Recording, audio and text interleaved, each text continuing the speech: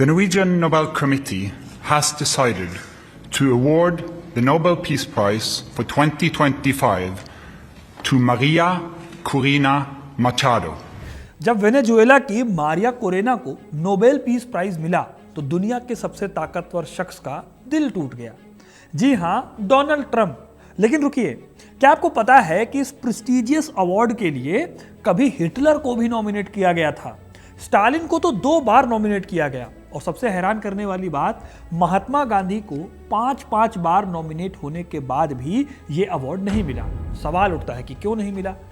आज मैं इस वीडियो में आपको बताऊंगा कि ट्रंप इस अवार्ड के पीछे इतने पगलाए हुए क्यों हैं और कैसे एक वैज्ञानिक के गिल्ट ने जन्म दिया दुनिया के सबसे बड़े अवार्ड्स को, और फिर सबसे बड़ी बात यह कि क्यों 50 साल तक सीक्रेट रखे जाते हैं इस अवार्ड के फैसले। तो बने रहिएगा वीडियो के एंड तक, क्योंकि अपना इतिहास नहीं जानोगे तो खुद को कैसे पहचानोगे। डोनाल्ड ट्रंप पिछले काफी टाइम से अपनी छाती पीट रहे हैं इस बात पर कि वो अमेरिका के इतिहास के अब तक के सबसे बड़े प्रेसिडेंट हैं, क्योंकि इन्होंने 8 जंगें रुकवाई हैं।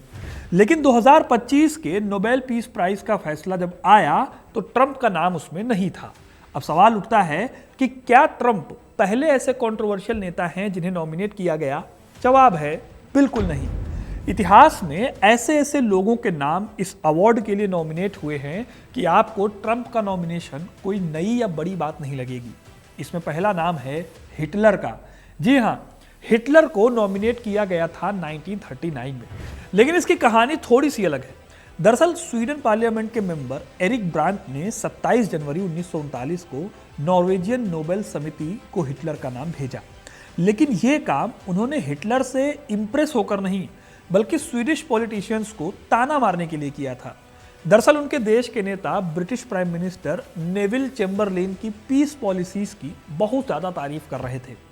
ऐसे में ब्रांट ने कहा कि अगर चेम्बरलेन की शांति के लिए इतनी तारीफ हो सकती है तो फिर हिटलर, जिसके कदमों ने यूरोप में युद्ध का खतरा पैदा कर दिया, उन्हें भी नोबेल प्राइज के लिए नामांकित कर दीजिए। हालांकि यह स्टोरी है कि बाद में उन्होंने हिटलर का नाम वापस ले लिया। लेकिन हिटलर अकेले ऐसे कंट्रोवर्शियल नेता नहीं है। दुनिया के क्रूरतम तानाशाहों में शुमार और लाखों की हत्या करवाने वाले स्टालिन के सपोर्टर्स ने 2 बार उनका नाम शांति पुरस्कार के लिए आगे बढ़ाया। एक बार 1945 में और दूसरी बार 1948 में। 1945 में स्टालिन को नॉर्वे के सांसद हॉलवर्ड लैंग ने नोबेल प्राइज के लिए नामांकित किया। उन्होंने इसके पीछे का लॉजिक दिया कि स्टालिन ने नाजी जर्मनी के खिलाफ युद्ध में सोवियत संघ का नेतृत्व किया और ग्लोबल पीस में योगदान दिया। दूसरे वर्ल्ड वॉर में मित्र राष्ट्रों की जीत में सोवियत संघ की भूमिका को कुछ लोग शांति की स्थापना के रूप में देख रहे थे। हालांकि इन दोनों को ही अवार्ड नहीं दिया गया। इसके साथ ही मुसोलिनी और फिडेल कास्ट्रो जैसे लोगों को भी इस अवार्ड के लिए नॉमिनेट किया जा चुका है, जिनका इतिहास भरा पड़ा है ह्यूमन राइट्स के वायलेशन का। अब मैं डोनाल्ड ट्रंप को हिटलर या मुसोलिनी की कैटेगरी में नहीं रख रहा हूं, लेकिन आपके लिए जानना यह जरूरी है कि अभी डोनाल्ड ट्रंप क्यों इस अवार्ड के पीछे पड़े हैं और आखिर क्यों उनको ये अवार्ड नहीं मिला। अब देखिए, ट्रंप को ये अवार्ड ना मिलने के पीछे की सबसे बड़ी वजह मानी जाती है कि वो शांति विरोधी हैं। उन्होंने पेरिस क्लाइमेट ट्रीटी से नाता तोड़ लिया, WHO से वो वापस हट गए, हथियार नियंत्रण संधियों को इन्होंने तार-तार कर दिया और अपने सभी सहयोगी देशों पर टैरिफ वॉर छेड़ दिया। उन्होंने नाटो का मजाक बनाया, संयुक्त राष्ट्र संघ को छोटा किया। ऐसे ही ट्रंप ने अलग अलग इंस्टीट्यूट से अपने नाम की सिफारिश करवाई नोबेल पीस प्राइज के लिए, जो इस कमेटी के नियमों के सख्त खिलाफ है। ट्रंप ने शांति को एक प्रोसेस नहीं बल्कि एक PR स्टंट की तरह देखा, और ये सब कुछ मैंने आपको जो बताया है ये आप खुद देख रहे हैं। हालांकि ये सब कुछ जो बातें हैं ये सब कयास है। किसी को पक्के तौर पर नहीं पता कि ट्रंप को अवार्ड क्यों नहीं दिया गया। कहने का मतलब है कि नोबेल कमेटी ने ऐसा क्यों किया, ये सब अभी कोई नहीं जानता, ना ही ट्रंप को जिंदा रहते ये कोई बात पता चल पाएगी। अब मैं ये सब क्यों कह रहा हूं कि भाई ट्रंप को जिंदा रहते बातें नहीं पता चलेंगी या किसी को पक्के तौर पर नहीं पता है, सिर्फ लोग गेस कर रहे हैं। इस बात को जानने के लिए नोबेल पीस प्राइज की पूरी हिस्ट्री में आपको जाना होगा। साल 1888 की बात है। फ्रांस के एक अखबार में हेडलाइन छपी, the merchant of death is dead, यानी कि मौत का सौदागर अब नहीं रहा। यह हेडलाइन थी अल्फ्रेड नोबेल के भाई की मौत के बारे में। लेकिन अखबार ने गलती से अल्फ्रेड नोबेल की मौत की खबर छाप दी।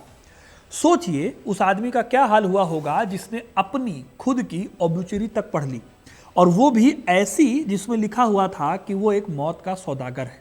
उस एक हेडलाइन ने अल्फ्रेड नोबेल की लाइफ बदल दी। उन्हें रियलाइज हुआ कि दुनिया उसे कैसे याद रखेगी, एक डिस्ट्रॉयर के रूप में। अब आप सोच रहे होंगे कि ये अल्फ्रेड नोबेल थे कौन और उनको मर्चेंट ऑफ डेथ कहा क्यों गया। साल 1833 में स्वीडन की राजधानी स्टॉकहोम में अल्फ्रेड नोबेल पैदा हुए। उनके फादर इमैनुअल नोबेल एक इंजीनियर और इन्वेंटर थे। ये काम करते थे ब्लास्ट मटेरियल्स पर। बचपन से ही अल्फ्रेड में चीज़ों को समझने और उनके काम करने के तरीके को जानने की बहुत ज़्यादा क्यूरियोसिटी रहती थी। जब वो कुछ बड़े हुए तो वो रशिया चले गए। यहाँ इन्होंने साइंस, केमिस्ट्री और लैंग्वेज पर खूब काम किया। आपको जानकर हैरानी हो सकती है, लेकिन उन्हें 6 भाषाएं आती थी: स्वीडिश, अंग्रेजी, फ्रेंच, जर्मन, इटालियन और रशियन। लेकिन लैंग्वेज से ज़्यादा उन्हें फैसिनेट करती थी साइंस और इन्वेंशंस की दुनिया। 1850 के दशक में उन्होंने नाइट्रोग्लिसरीन नाम के एक बेहद खतरनाक मटेरियल पर काम करना शुरू किया। यह मटेरियल आगे जाकर दुनिया के सबसे खतरनाक विस्फोटकों में से एक बना, जिसे डायनामाइट कहा गया। यह मटेरियल इतना खतरनाक था कि एक छोटी सी गलती उनकी पूरी लैब को तबाह कर सकती थी।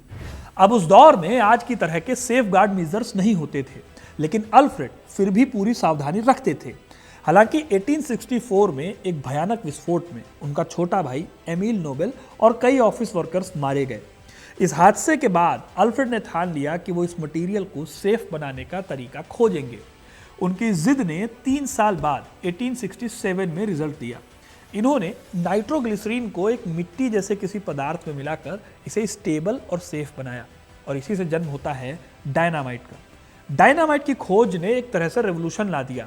इस खोज ने सड़क, सुरंग और पुलों के निर्माण में क्रांति ला दी।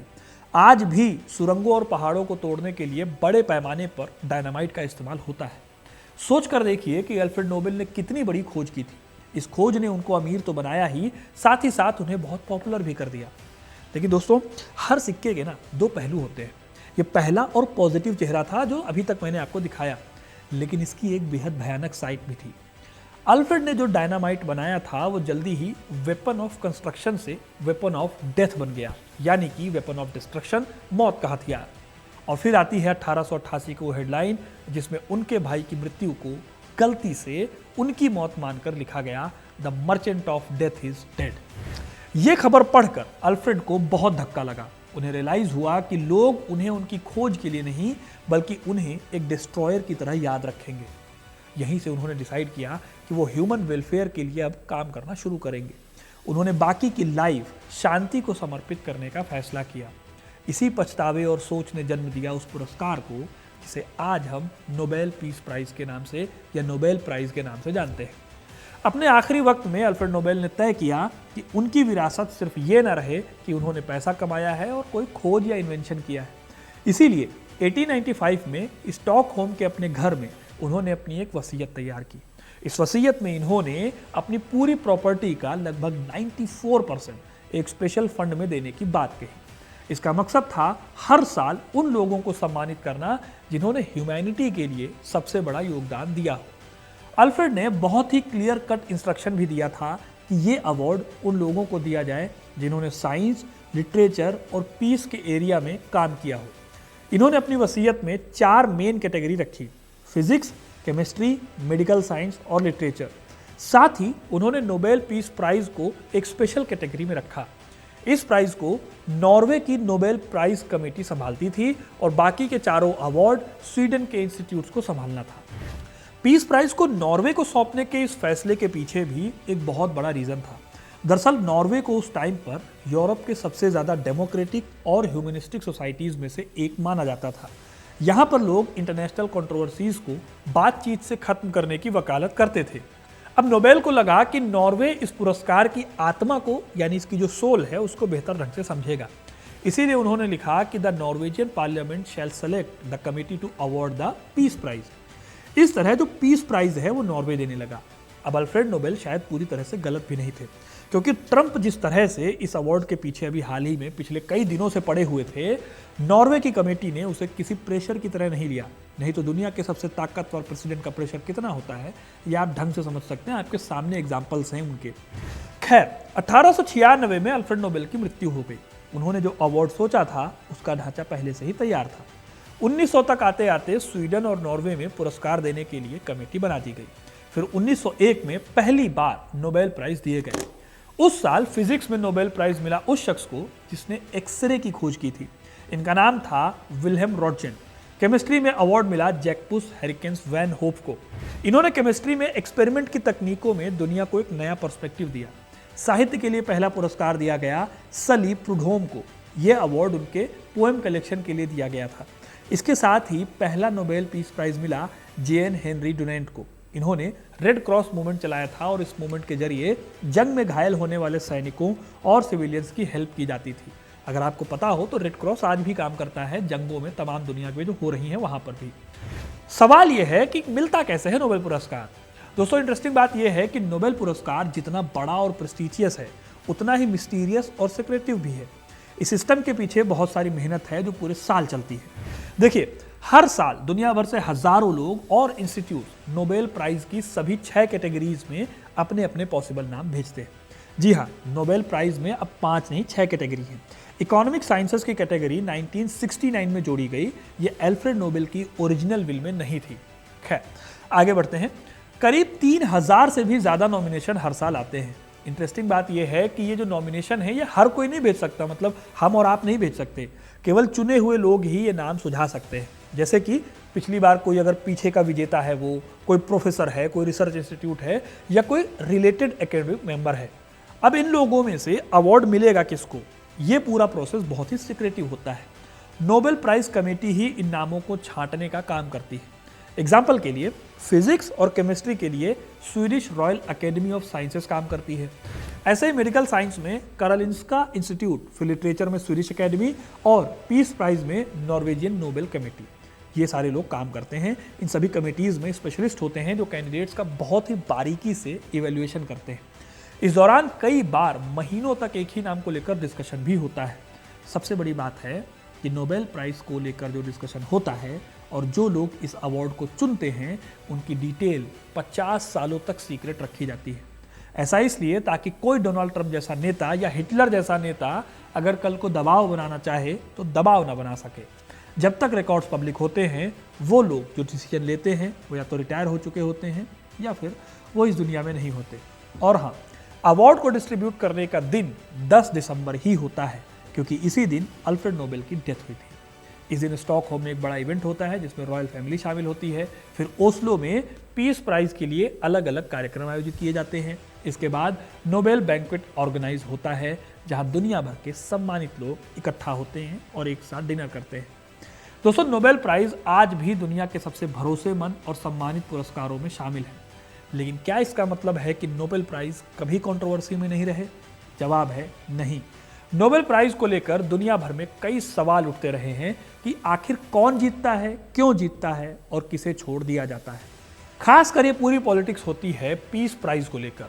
एग्जाम्पल के लिए 1973 में हेनरी किसिंजर को नोबेल प्राइज मिला। ये उस वक्त था जब वियतनाम वॉर चल रहा था और लाखों लोग युद्ध में मारे जा रहे थे। लोग हैरान थे कि एक ऐसा आदमी जिसे जंग के लिए जिम्मेदार माना जा रहा है वो ये अवार्ड कैसे जीत सकता है। इसी तरह 2009 में बराक ओबामा को भी बिना किसी बहुत बड़ी अचीवमेंट के नोबेल पीस प्राइज मिल गया। उस टाइम पर लोगों ने सवाल उठाया कि क्या ये सिर्फ एक राजनीतिक शोहरत या मैसेज देने के लिए किया गया। ऐसे ही हमारे देश से जुड़ी हुई भी एक बहुत बड़ी कंटेंशन है। आपको पता है कि शांति पुरस्कार को लेकर सबसे बड़ा डिस्प्यूट महात्मा गांधी के नाम को लेकर है। गांधी जी को 5 बार नॉमिनेट किया जा चुका है लेकिन कभी उन्हें ये पुरस्कार नहीं मिला क्योंकि नोबेल पीस प्राइज में एक कंडीशन ये भी है कि ये प्राइज मरणोपरांत यानी मृत्यु के बाद नहीं दिया जाता। दुनिया भर के लोग आज भी मानते हैं कि पीस के क्षेत्र में महात्मा गांधी का योगदान जो है वो अनमैच था। कई नोबेल अवार्ड जीतने वाले विजेताओं ने भी अपनी अपनी स्पीचेस में कहा है कि उनका अवार्ड गांधी जी के काम और उनके विचारों का एक सम्मान है। इतिहास गवाह है कि उनके काम का असर इतना बड़ा था कि मार्टिन लूथर किंग जूनियर नहीं मिला, रोजलिन फ्रैंकलिन का योगदान डीएनए की संरचना की खोज में बहुत इंपॉर्टेंट माना जाता है, लेकिन उन्हें भी कभी सम्मान नहीं मिला। इसी के साथ नोबेल प्राइज पर जेंडर और रेशियल बायस के भी आरोप लगते रहे। बहुत कम महिलाएं और ग्लोबल साउथ के साइंटिस्ट या लेखकों को यह अवार्ड कम मिला है। ज्यादातर विजेता जो होते हैं वो वेस्टर्न देशों से होते हैं। इसका मतलब ये नहीं है कि उनके काम में कमी थी, बल्कि सिस्टम की वजह से उन्हें अक्सर नजरअंदाज किया गया, ऐसे आरोप लगते आए हैं। कई बार यह भी कहा गया है कि नोबेल प्राइज वेस्ट की व्हाइट वॉशिंग के लिए भी इस्तेमाल किया गया। तो ये सारे वो डिस्प्यूट है जो इस अवार्ड से जुड़े हुए हैं, लेकिन इन सब के बावजूद नोबेल अवार्ड्स आज भी बेहद प्रेस्टिजियस और शायद दुनिया के सबसे इंपॉर्टेंट अवार्ड्स में से एक माने जाते हैं। ऐसे ही दोस्तों, आपको जानकर हैरानी होगी कि आज तक सिर्फ 4 ही लोग ऐसे हुए हैं जिन्हें 2 बार नोबेल प्राइज जीता। इनमें एक हैं मैरी क्यूरी, जिन्हें फिजिक्स और केमिस्ट्री दोनों में नोबेल अवार्ड मिला था। इसके अलावा लाइनस पॉलिंग, जॉन बर्डीन और फ्रेडरिक सेंगर भी 2 बार नोबेल जीत चुके हैं। ये अपने आप में बहुत ही रेयर केस है। नोबेल अवार्ड्स की एक खास परंपरा है नोबेल बैंक्वेट, यानी कि जब प्राइज डिस्ट्रीब्यूट हो जाते हैं तो उसके बाद एक बहुत ही शानदार भोज का आयोजन होता है। ये परंपरा 1901 से चली आ रही है और अब ये दुनिया का एक ऐतिहासिक और काफ़ी बड़ा सोशल इवेंट बन चुका है। इस भोज में दुनिया भर के सारे सम्मानित लोग इकट्ठा होते हैं और जो पुरस्कार जीतते हैं उनके काम को सम्मानित किया जाता है। इन छोटी छोटी बातों से पता चलता है कि नोबेल पुरस्कार सिर्फ एक नॉर्मल सा पुरस्कार नहीं है, बल्कि हिस्ट्री, कल्चर और ह्यूमैनिटी की कहानी भी है। ये हमें याद दिलाता है कि साइंस, पीस और लिटरेचर में की गई मेहनत कभी कभी पूरी दुनिया को बदल सकती है। तो दोस्तों, ये थी पूरी कहानी अल्फ्रेड नोबेल के द्वारा शुरू किए गए एक अवार्ड की, जो हर साल पूरी दुनिया का हाईलाइट बन जाती है। अल्फ्रेड नोबेल का ये काम हमें सिखाता है कि इंसान की गलती भी किसी बड़े बदलाव की शुरुआत बन सकती है। इन्होंने अपने हाथों से ऐसा हथियार बनाया जिसने इंसानों की जान ली, लेकिन उसी के पश्चाताप ने उन्हें इंसानियत के सबसे बड़े प्रतीक यानी नोबेल प्राइज की नींव रखने पर मजबूर किया। तो दोस्तों, कैसी लगी आपको कहानी, कमेंट करके जरूर बताइएगा। वीडियो को लाइक और शेयर करना ना भूलें और ऐसी इंटरेस्टिंग कहानियों के लिए, इतिहास से जुड़े रहने के लिए हिस्ट्री कनेक्ट को सब्सक्राइब जरूर करें। धन्यवाद।